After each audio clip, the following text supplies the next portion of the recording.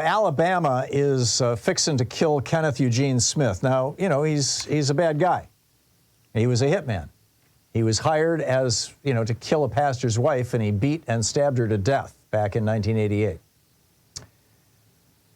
Those of you who believe in death penalty would say, you know, this is a guy who deserves to die. Those of us like myself who think that the death penalty degrades society and diminishes the value of life, and that government should not be in the business of killing people, you know, I still think that he should be in jail for the rest of his life. I mean, the guy's a hitman.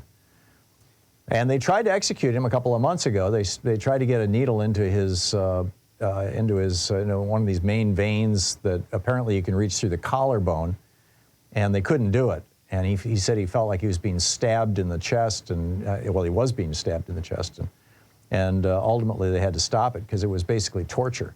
So now what they're going to do is they're going to stick him in a room and they're going to fill it with nitrogen gas, pure nitrogen gas, which is cheap stuff.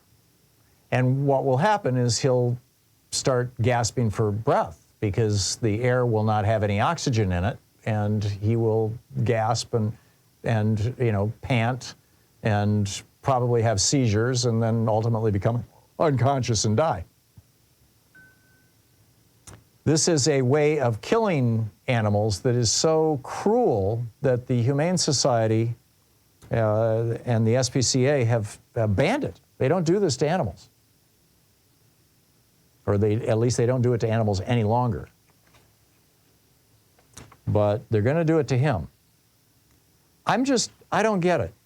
You know, if fentanyl kills people, right? And an overdose of fentanyl large enough to kill somebody is probably 15 cents worth of fentanyl, you know, in the pharmaceutical industry. Why don't they say, here, take these 5 pills. Here's 500 milligrams of, or here's 5 milligrams of fentanyl, or 500 milligrams of oxycodone, or you know, 150 milligrams of one of the older drugs, the not the benzodiazepine drugs. What are they called? There's a whole family of drugs that are CNS depressants, and you know, they're generally not sold any longer. But